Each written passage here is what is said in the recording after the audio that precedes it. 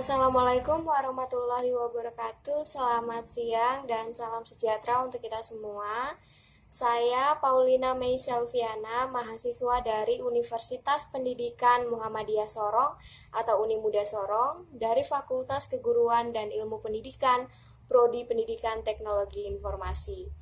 Dalam video ini saya akan mengerjakan tugas dari mata kuliah pengantar teknologi informasi yang diampu oleh Bapak dosen Muhammad Ihsan MPD. Dalam video ini saya akan menjelaskan materi tentang input dan output device. Teman-teman, tolong simak videonya ya. Sebelum kita masuk ke dalam pengertian input dan output device, di sini saya akan menjelaskan tentang pengertian komponen komputer. Komponen komputer input atau output merupakan rangkaian masukan atau keluaran dengan berbagai macam bentuk dan karakter yang berbeda-beda serta bekerja dengan level tegangan yang bervariasi. Nah, kita akan masuk ke dalam pengertian input device. Mungkin kalian bertanya-tanya apa sih itu yang dimaksud dengan input? Nah,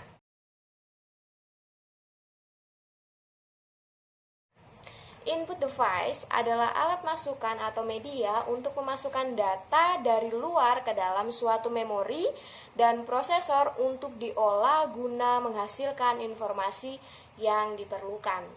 Jadi, input ini adalah kegunaannya adalah perangkat masukan dari komputer. Ya, jadi dia dari luar komputer yang memiliki tugas menerima setiap instruksi yang masuk ke dalam komputer. Nah, contoh-contoh perangkat yang termasuk dalam input device adalah yang pertama ada keyboard. Keyboard ini kita sudah mengenal, kita sudah banyak menemui keyboard ini. Kalau kita punya laptop, kita punya komputer, pasti ada keyboardnya karena papan keyboard ini salah satu komponen yang sangat penting. Kenapa dibilang sangat penting? Karena keyboard ini sama seperti mesin ketik. Dia dapat memasukkan informasi berupa teks, huruf, atau angka dengan cara mengetik. Nah, keyboard merupakan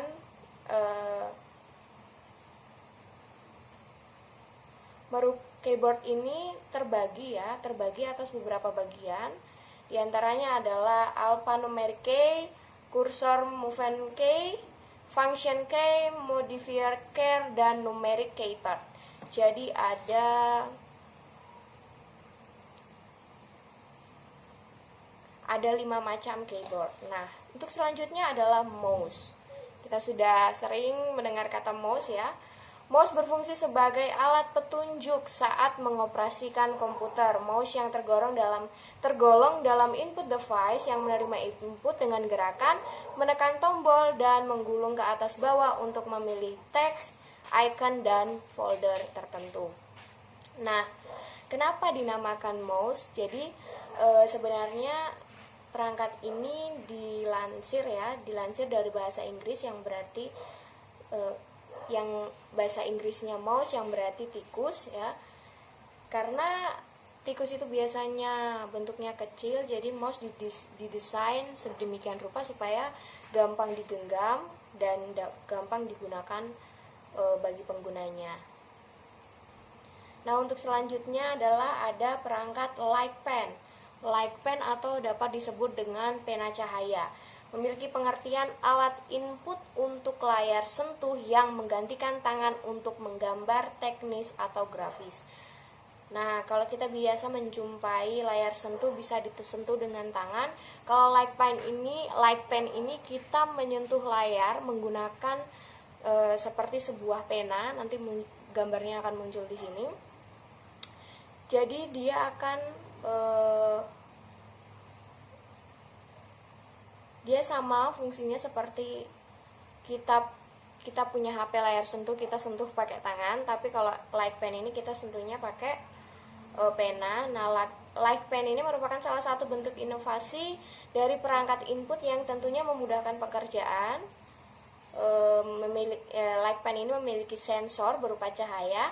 Ketika ujung pena digoreskan pada layar, komputer akan mengeluarkan sensor cahaya. Nah, yang kemudian adalah perangkat joystick. Joystick termasuk komponen input device yang berwujud tongkat yang bisa bergerak ke segala arah. Joystick berbentuk kotak dan dilengkapi dengan berbagai tombol untuk mengatur gerak suatu objek dalam sebuah komputer. Perangkat yang selanjutnya adalah touchpad. Touchpad ini memiliki fungsi sama seperti mouse, tetapi cara kerjanya berbeda. Kebanyakan touchpad digunakan pada laptop sebagai pengganti mouse. Touchpad ini berbentuk persegi panjang yang biasanya ada di ujung laptop. Kita biasa menggunakannya untuk menggerakkan arah kursor. Nah, kemudian yang selanjutnya adalah scanner. Scanner adalah perangkat input pada komputer yang berfungsi sebagai alat pemindai. Dengan scanner hampir sama dengan mesin fotokopi yang dapat menduplikat sebuah objek tetapi dalam bentuk digital.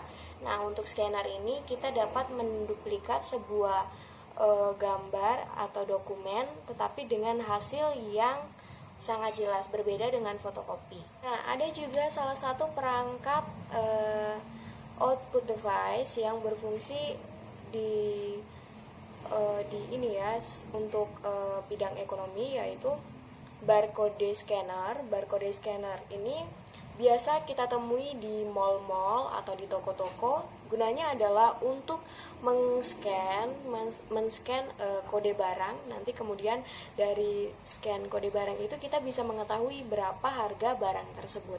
Nah, nanti akan muncul tampilannya di layar ini. Nah, kemudian untuk selanjutnya adalah sebelum kita masuk ke dalam output device, di sini saya akan menjelaskan ada lagi yang namanya multifunction input device. Nah, multifunction input device ini beberapa alat masukan yang mempunyai fungsi ganda, yaitu sebagai alat masukan sekaligus sebagai alat keluaran. Nah, jadi dia ini bisa sebagai alat masukan sekaligus menjadi alat keluaran, yaitu yang pertama adalah modem, yang kedua adalah Ethernet, yang ketiga adalah ATM, yang keempat adalah PDA, ada kamera digital dan lain sebagainya. Nah, di sini juga ada namanya masukan biometrik ya. Biometrik ini adalah pengenalan atau identifikasi dengan menggunakan faktor fisik manusia sebagai masukan data, contohnya suara, tanda tangan, sidik jari, muka, dan lain sebagainya. Mungkin ini yang kita sering jumpai kalau kita bikin KTP ya. Kalau kita bikin KTP kan di situ ada perekaman, ada kita diperiksa matanya, ada sidik jarinya kita, ada tanda tangannya kita. Nah, seperti itu contohnya, oke? Nah, sekarang kita masuk ke dalam bagian output.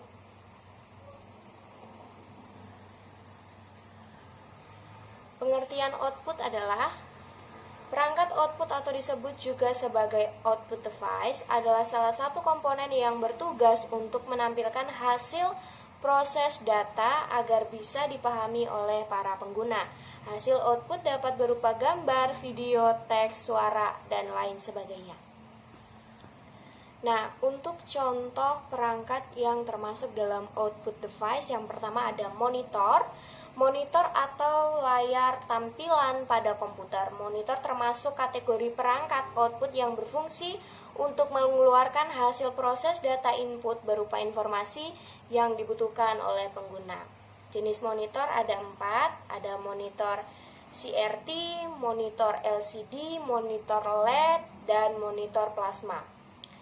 Nah, yang kedua adalah printer. Printer ini merupakan perangkat output di mana kita dapat menampilkan atau menghasilkan data yang tadinya kita olah dalam komputer, kita printer, dia akan menghasilkan data yang nyata, yaitu bisa dalam bentuk dokumen atau gambar. Nah, yang selanjutnya adalah speaker. Speaker memiliki pengertian perangkat output yang digunakan untuk mengeluarkan hasil berupa audio atau suara, atau bisa disebut juga speaker ini perangkat pengeras suara ya. Nah, yang selanjutnya adalah proyektor. Proyektor biasanya digunakan ketika acara presentasi atau kegiatan pelatihan. Proyektor dapat membantu dalam menampilkan teks, gambar, atau video pada sebuah layar atau dinding berwarna putih. Nah, kemudian di sini ada plotter. Plotter ini semacam printer yang dirancang khusus untuk mencetak gambar atau grafis. Pada plotter terdapat pena-pena tinta yang digunakan untuk menggambar sehingga tampilan gambar atau grafik lebih prima. Sebelum saya menutup video ini, saya akan menjelaskan konfigurasi komputer. Jadi konfigurasi komputer ini terbagi atas 3 bagian, yaitu ada namanya input device, process device, dan output device. Nah, input device itu yang tadi saya sudah sampaikan, beberapa diantaranya adalah keyboard, mouse, joystick, like pen, dan lain sebagainya. Ini sebagai alat masukan. Nah, kemudian nanti setelah dimasukkan ada yang namanya process device. Process device ini terbagi atas RAM, memory, ROM, dan lain sebagainya. Nanti akan diproses di sini, kemudian nanti akan menuju yang namanya output device atau hasilnya, yaitu tadi ada monitor, printer, dan lain sebagainya.